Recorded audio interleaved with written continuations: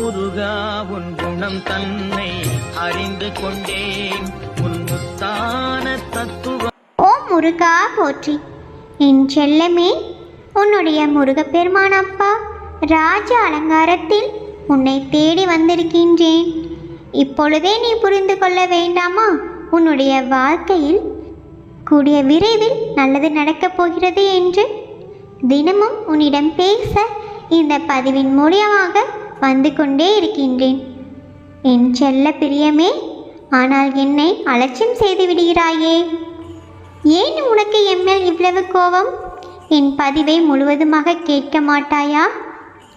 உன்னை சுற்றி நடக்கின்ற சில நிகழ்வுகள் உனக்கு புரியாமல் இப்பொழுது இருக்கலாம். என்ன நடக்கின்றது? யார் இதை செய்து கொண்டு இருக்கிறார்கள்? நான் என்ன முருகப்பெருமான் அப்பா தப்பு செய்தேன்?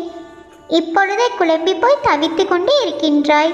உன் கண்ணுக்கு முன்னாடி நடக்கின்ற நிகழ்வுகளை பார்த்து பயந்து கொண்டு இருக்கின்றாய்.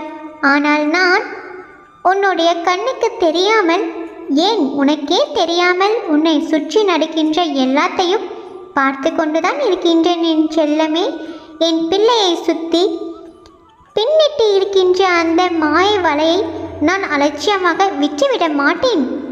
சில காலமாக ஆள் மனதில் ஒரு எண்ணம் தோண்டிக் கொண்டே இருக்கிறது, சரிதானே? ஏதோ நடந்து கொண்டு இருக்கின்றது, உனக்கு புரிகிறதா? அது உண்மைதான்.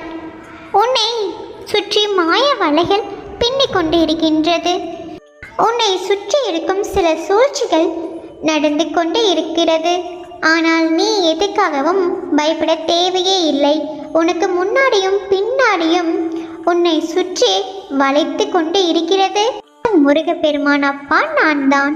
யாராவது உன்னை தீண்ட வேண்டும் என்று நினைத்தாலும் என்னை தீண்டியே போக வேண்டும். அதனால் எதற்கும் பயப்படாமல் தைரியமாக இரு. உன் முருகப்பெருமான் அப்பா நான் அனைத்தையும் பார்த்து கொள்கின்றேன். நல்லதே நடக்கும், கவலைப்படாதே.